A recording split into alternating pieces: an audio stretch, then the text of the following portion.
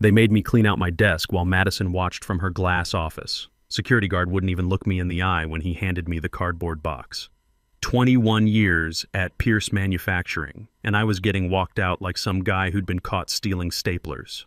I'm Ed Sullivan, 49 years old, and until 10 minutes ago I was Senior Operations Director at the place I'd helped build from a 50-person shop into a 150-employee manufacturing powerhouse. Now I was just another casualty of strategic restructuring. The security escort was Madison's touch. Madison Pierce, 29 years old, fresh MBA from Wharton, and daughter of the man who started this company in his garage back in 1987. She'd been CEO for 8 months and had been systematically removing anyone who remembered when her father actually worked the production line instead of just owning it. "Ed," she said through the glass, not bothering to come out. Just a wave and that practiced smile she probably learned in business school. "HR will be in touch about your transition package." Transition package. Like I was a product being discontinued. The walk to my car felt like a funeral march. People I'd worked with for decades suddenly found their computer screens fascinating. Maria from Accounts Payable gave me a sad little wave when Madison wasn't looking. Tom Jameson from the machine shop caught my eye and shook his head like he was watching a car crash in slow motion. Truth is, part of me wondered if Madison wasn't right about some things. The company had been doing things the same way for years. Our average worker was 47 years old. We still used paper forms for half our processes. Maybe I was holding back progress by insisting that methods that worked in 2010 would still work in 2024. But then I remembered the customer satisfaction scores, the safety record, the fact that we'd been profitable every quarter for the past 6 years while our competitors struggled with quality issues and supply chain problems. We weren't broke, so why were we trying to fix everything? I drove home in silence, thinking about what I was going to tell my wife Sarah. We'd been planning to pay off the mortgage in 3 years. Our daughter Emma was a sophomore at State, and our son Mike was looking at colleges. At 49, getting fired wasn't exactly a career pivot you could spin into something positive. But as I sat in my driveway, something else was bothering me. The timing of my termination, the way Madison had rushed through the paperwork, the fact that she'd brought in HR backup like she was expecting a fight. That afternoon, I called Janet Crawford. She'd been Pierce Manufacturing's outside counsel for 15 years before going into private practice. If anyone knew where the bodies were buried in the company's legal documents, it was Janet. "Ed," she said when I walked into her office, "I was wondering when I'd see you. You heard? Small town. Word travels fast." She pulled out a thick folder from her filing cabinet. "I've been doing some reading since I heard about the restructuring." Janet had that look lawyers get when they've found something interesting in the fine print. She opened the folder and pulled out copies of documents I hadn't seen in years. Remember the Hartwell Industries merger in 2007? I did remember. Pierce Manufacturing had been struggling after the 2006 recession. Hartwell Industries offered to acquire us, but old man Pierce had been worried about protecting his employees and company culture. The deal included all kinds of clauses about maintaining operations and protecting key personnel. "There's a succession protection clause buried in that agreement," Janet continued. Section 12.4, designed to prevent new management from gutting experienced operations staff without proper procedure. She showed me the relevant paragraph. Dense legal language, but the core was simple. If senior operations personnel were terminated without board approval and adequate severance, it triggered a 72-hour review period. If violations were confirmed, operational control would revert to whoever held the longest continuous tenure in operations management. "That would be me," I said, doing the math. Started as a floor supervisor in 2003, promoted to operations coordinator in 2006, senior operations director in 2010. 21 years total, all in operations. That would be you. The implications hit me like a freight train. Madison had fired me to get me out of the way. Instead, she might have just handed me the keys to the entire operation. "What's the deadline for filing?" Janet checked her notes. 72 hours from termination. You were terminated at 2:15 p.m. yesterday. That gives you until 2:15 p.m. Friday. 48 hours left. "Janet, I need to ask you something. Am I being vindictive here? Maybe Madison's right that people like me are anchors dragging the company backward." Janet closed the folder.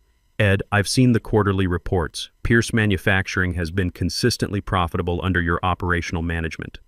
Customer retention is high. Safety record is excellent. Employee satisfaction scores are above industry average.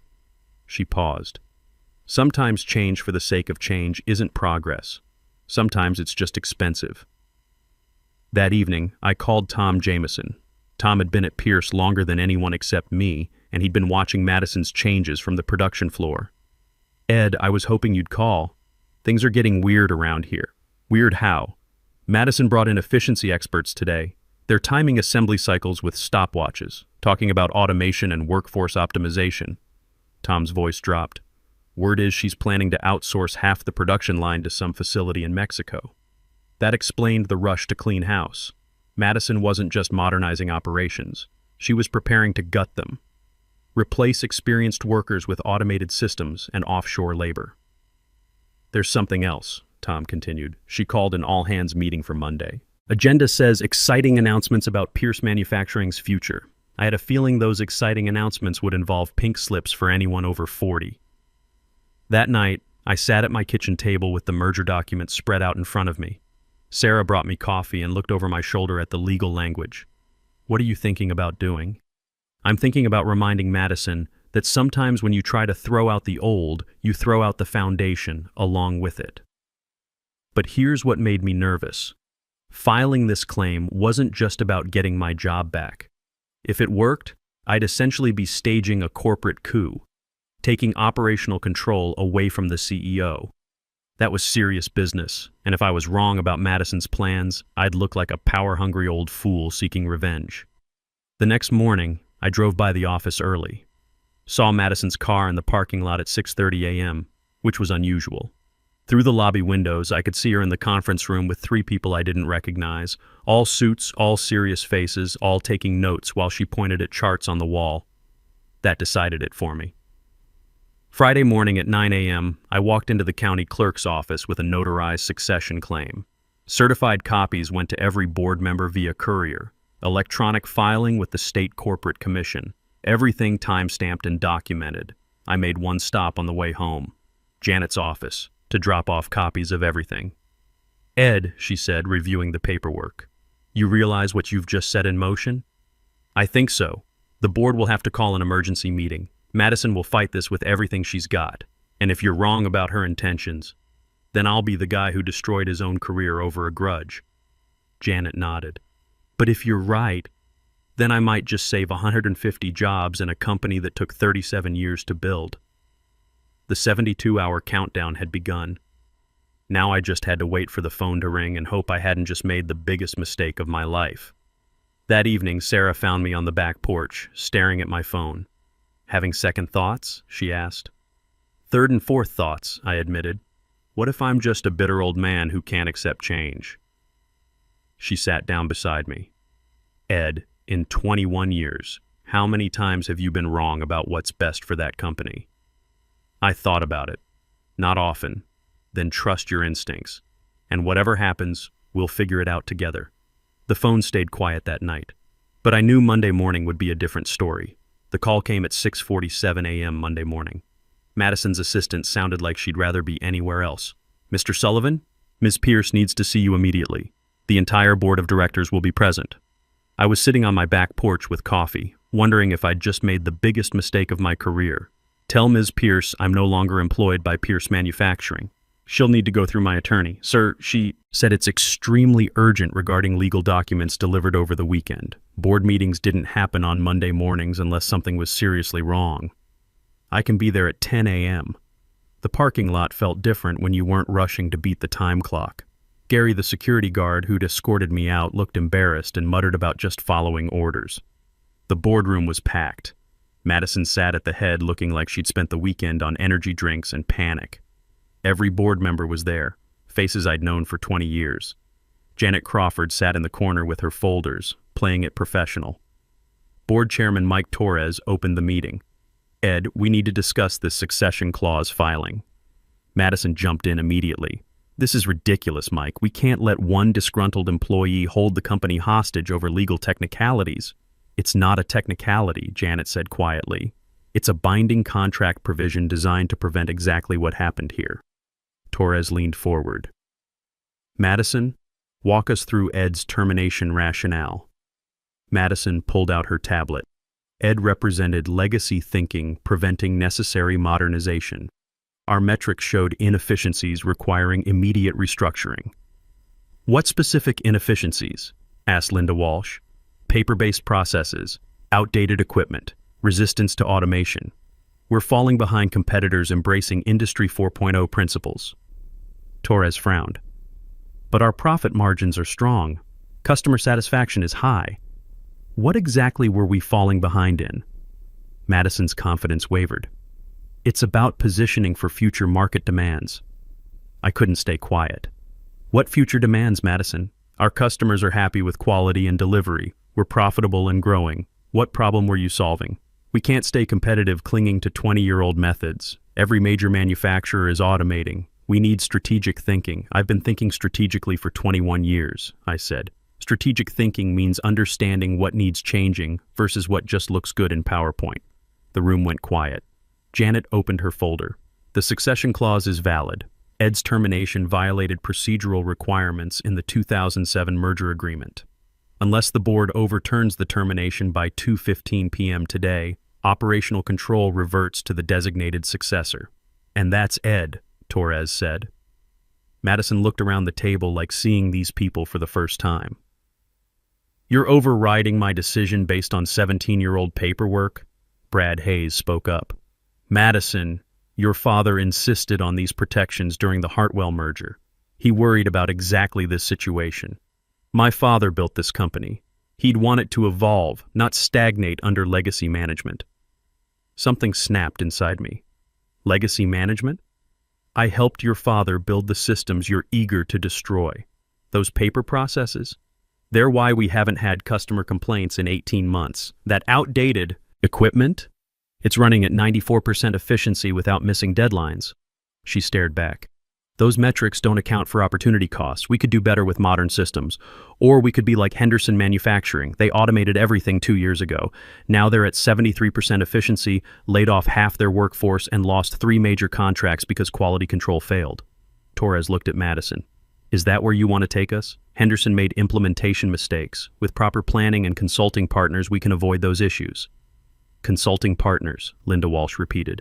How much were you planning to spend on modernization? Madison hesitated.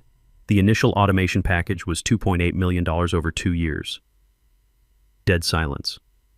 For our company size, that was enormous.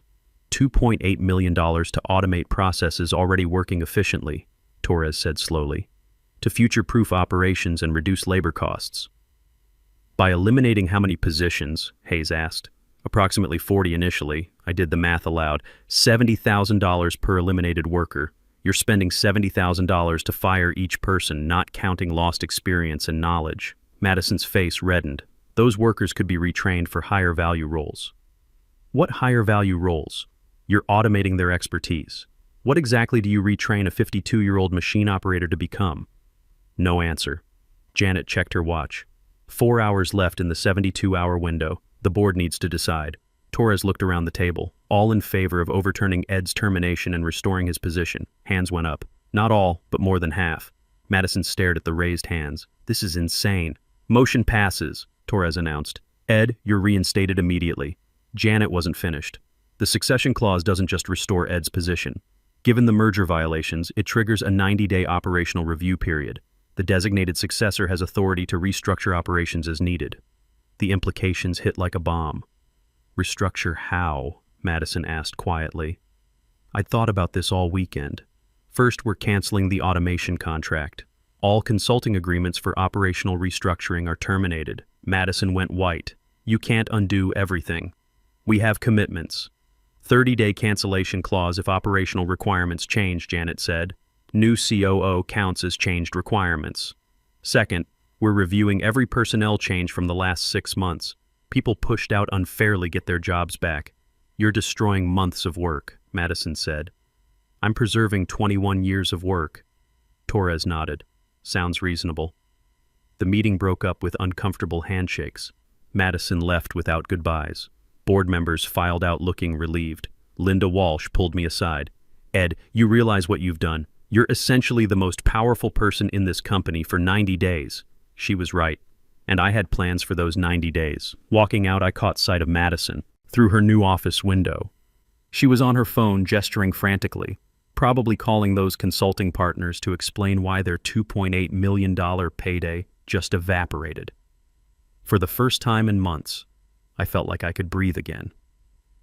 Pierce Manufacturing was going to survive Madison's revolution. But now came the hard part, proving I could do better than just stopping bad decisions. I had to make good ones. The first thing I did was call Tom Jameson into my office. Madison's old office, actually. She'd moved herself down to a smaller space near accounting, probably hoping nobody would notice the demotion. Tom knocked and walked in like he was entering a crime scene. "Ed, what the hell just happened?" I explained the succession clause while Tom shook his head. "So Madison basically fired herself? More like she fired me right into her job." I paused. "Tom, I need you to be honest. Am I doing the right thing?" Maybe Madison had valid points about modernization. Tom was quiet for a minute. "You want to know what I saw last week? Those efficiency experts timing our assembly cycles with stopwatches. Made guys who've done this job for 15 years nervous as hell. Productivity dropped 8% that day, but the consultants wrote that our workers were resistant to measurement and needed performance coaching. That helped ease my doubts, but I felt the weight of 150 people's livelihoods on my shoulders. "What's the plan?" Tom asked. "First, we're bringing back everyone pushed out in the last 6 months, starting with Danny Flores from Quality Control. Danny had been at Pierce for 12 years, knew every piece of equipment intimately. Madison replaced him with a college graduate who thought quality control meant statistical reports. Within 2 weeks, we'd had our first customer complaints in 18 months. Danny's at Morrison Machine now," Tom said. "Not anymore. He starts Wednesday." But bringing Danny back created an unexpected problem. The college kid Madison hired, Kevin Walsh, was actually smart. He'd implemented digital tracking systems that were genuinely useful. Firing him just to bring Danny back would make me look petty and wasteful. So I didn't fire him. I made Danny quality control supervisor and kept Kevin as quality systems analyst. Danny got his experience and relationships back, Kevin kept developing his skills, and we got the best of both worlds. It was a small decision, but it taught me something important. This wasn't about undoing everything Madison had done. It was about separating good ideas from bad execution. By Friday, I'd called 8 former employees. 6 were coming back. The 2 who declined had found better situations, which I respected. But the returnees brought 90 years of combined experience and relationships with every major supplier and customer. Janet Crawford handled canceling the automation contract. Cost us a $50,000 penalty, but saved $2.8 million on equipment we didn't need. Madison tried fighting back. She scheduled meetings with individual board members, building support for her strategic vision. But feedback came through Tom and other connections. "She's telling people you're sabotaging the company's future," Tom reported. "Says you're preventing modernization out of personal spite." That stung, because part of me worried it might be true. Was I being stubborn, clinging to familiar methods because change scared me? The test came 3 weeks later when Richardson Industries called with an emergency. Their regular supplier had equipment problems. They needed 2,000 custom assemblies in 10 days. It was exactly the challenge that would prove whether Madison's lean staffing or my experience-heavy model worked better. Under Madison's streamlined organization, we'd have turned down the order or subcontracted half the work. With our experienced team back, I thought we could handle it. But thinking and doing are different things. Danny Flores worked with floor supervisors to reconfigure 2 production lines. Tom pulled weekend shifts from the machine shop. I called in favors with 3 suppliers for expedited materials. The first few days were rough. Equipment breakdowns, material delays, quality issues. By day 5, we were 12 hours behind schedule. That's when Madison showed up on the production floor. She didn't approach me, just walked around talking to workers, observing the controlled chaos of a rush order. Later that day, she knocked on my office door. "Ed, can we talk?" She sat across from my desk, looking tired rather than angry. "Are you going to make the Richardson deadline?" "We'll make it," I said, hoping I sounded more confident than I felt. I've been thinking about Henderson Manufacturing. I waited. I called their operations director yesterday, asked about their automation experience. Madison looked uncomfortable. You were right. Quality issues, workforce disruption, customer complaints.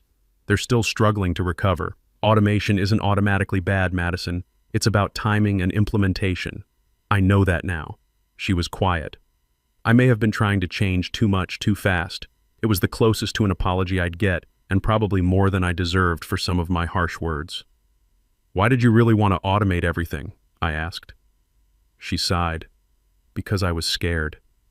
Scared the board thought I wasn't qualified. Scared I'd inherited a company I didn't understand. I thought dramatic improvements would prove I belonged here. For the first time since taking over, Madison sounded human instead of like a business school case study. Your father built this company over 30 years, I said. He didn't revolutionize everything at once. He made steady improvements while keeping what worked. We finished the Richardson order in 8 days. Richardson Industries was so impressed they offered us a 3-year contract extension worth $4.2 million annually. The success created momentum for other changes. We did upgrade equipment over the following months, implemented better inventory tracking, even brought in limited automation for repetitive assembly work. The difference was strategic implementation. We upgraded systems that genuinely needed improvement while preserving processes that already worked. We enhanced what we were doing instead of replacing it entirely. Madison and I developed an uneasy but functional working relationship. She focused on strategic planning, customer relationships, and external partnerships. I handled operations, production, and internal management. It wasn't perfect, but it worked. 6 months later, Pierce Manufacturing posted its best quarterly results in company history. 18% revenue growth, 22% profit margin improvement, and customer satisfaction scores higher than we'd ever measured. Madison presented those numbers at the Industry Trade Association conference. She talked about sustainable growth through strategic modernization and experienced leadership integration. I had to admit, she'd learned to speak the language of corporate success without destroying what made it possible.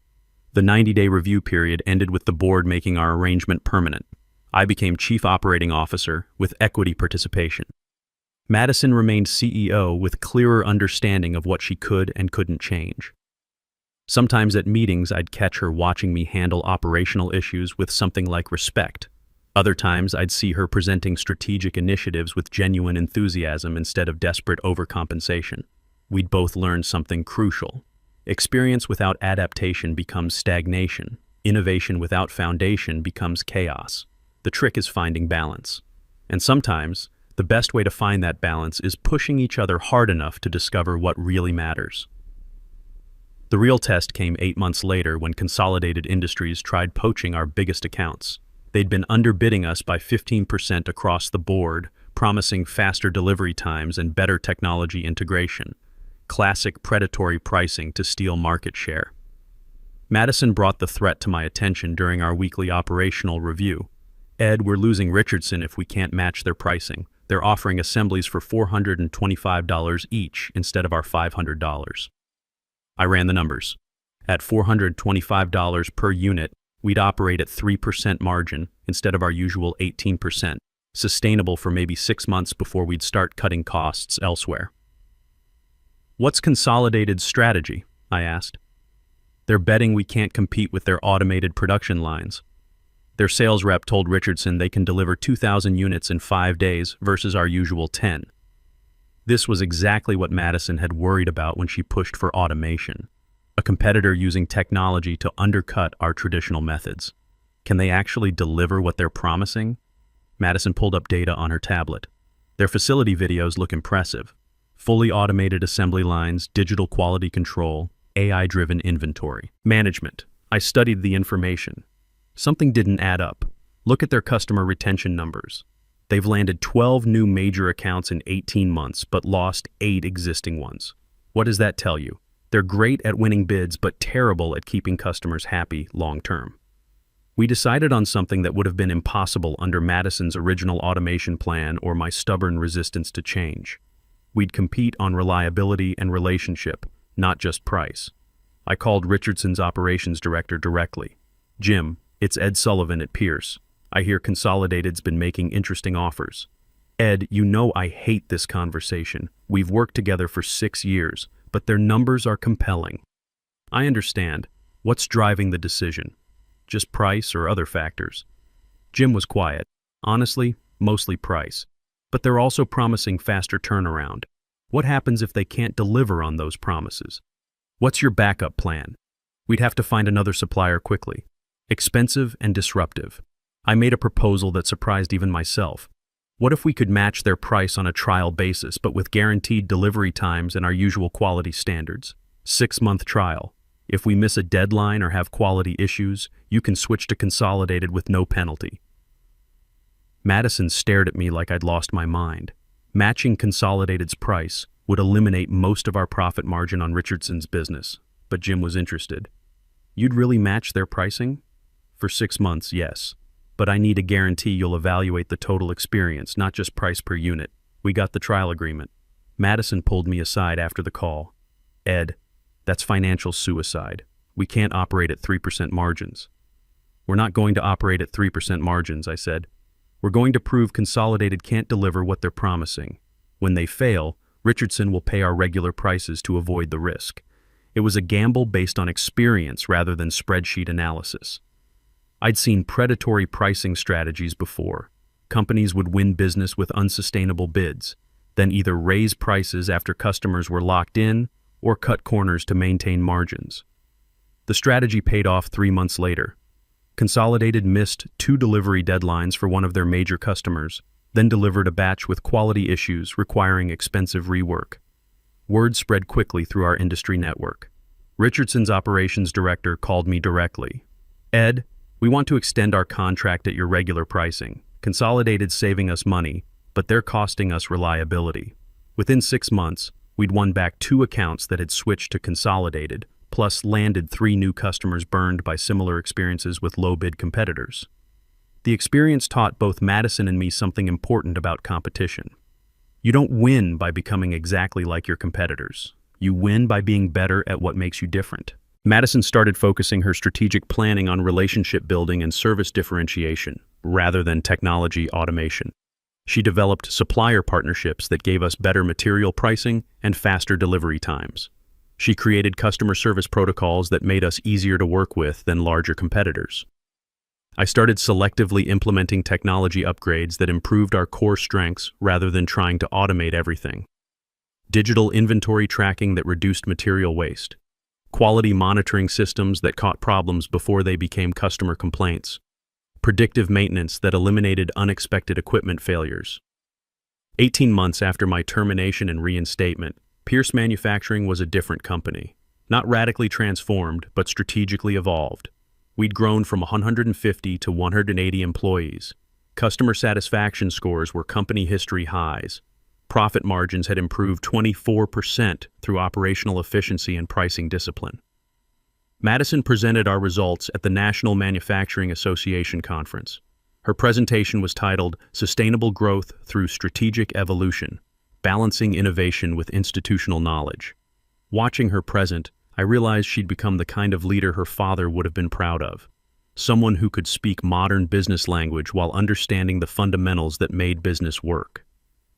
After the conference, we flew back together. Madison was reviewing notes from other presentations. Ed, I owe you an apology, she said. For what? For thinking experience was the enemy of progress, for believing changing everything was the same as improving everything. I was quiet for a minute. Madison, I owe you an apology too, for assuming all change was bad change, for being so protective of old ways that I couldn't see when new approaches might actually help. She smiled. You know what's funny?